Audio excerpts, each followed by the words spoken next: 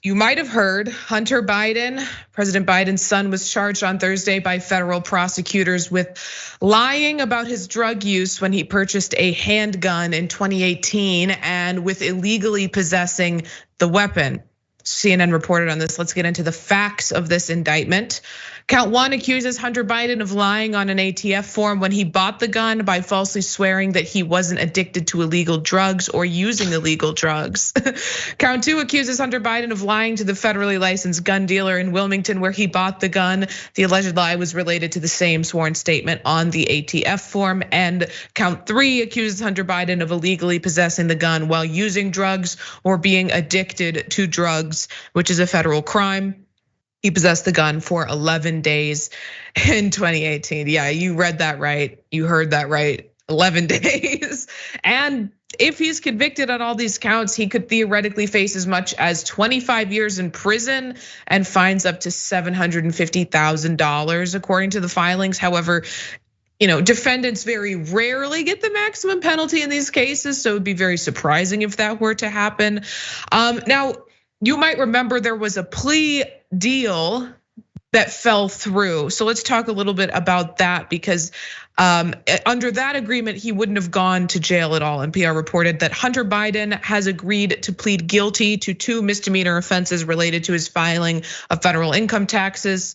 Federal authorities also charged him with a felony firearm offense for which he agreed to enter a pre-trial diversion agreement that allows him to avoid prosecution. But as I mentioned, that agreement fell through and a special counsel was appointed to investigate and prosecute this case, which Hunter Biden's camp is unhappy about. And his lawyer responded in a statement and said this: "The evidence in this matter has not changed in the last 6 weeks, but the law has, and so has MAGA Republicans' improper and partisan interference in this process.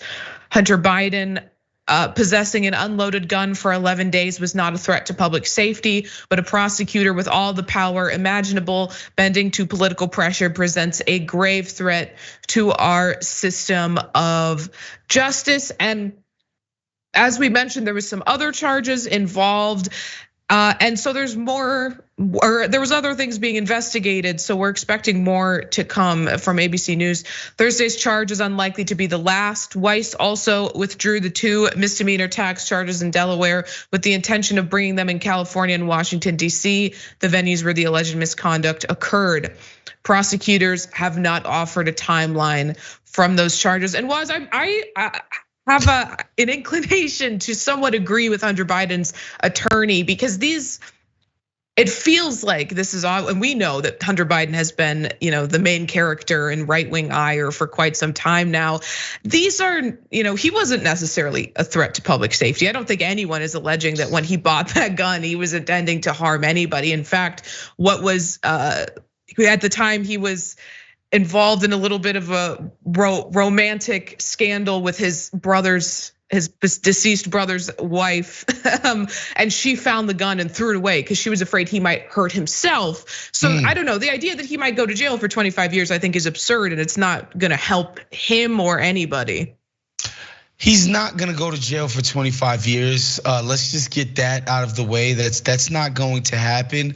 Also, just for the audience, I didn't know it was illegal to be a drug addict and own firearms in this country. Feels like a lot of people would be going to prison if we actually prosecuted that law out here. And I would think that gun rights advocate people would be up in arms at the idea that this law even exists and is even on the books, considering things like the opioid crisis in places like the Heartland and Southern America. The idea that this is even illegal at all kind of baffles me.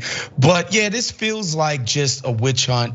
It feels like a publicity stunt. I have a hard time believing this guy will see the inside of a jail cell, not only just because he's Joe Biden's son, but because these charges are pretty weak. And any good lawyer could get this taken care of in a weekend, man, honestly. And so this is definitely a headline grabber. It's like, look, we got Joe Biden's son arrested and we're prosecuting him to the fullest extent of the law.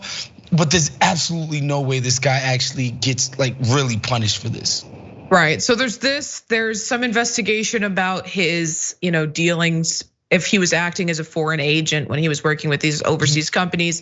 And then there's of course the tax charges. So we'll see how that goes. I think you make an excellent point though about right wingers.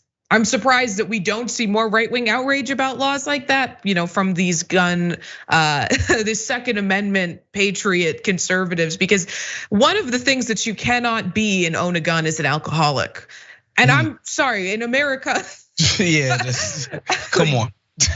Right. Come on.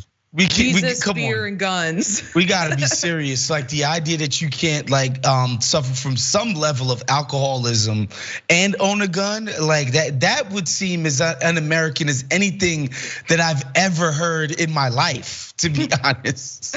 Yeah, so that was an excellent point. I didn't even really think about like how conservatives, maybe they are, maybe I just haven't been privy to their outrage about that. But other people who are outraged are Republicans who are getting everything they ever wanted with the special counsel announcing these charges. You would think they would be happy. You'd think they would be celebrating, but they are still mad. Take a look.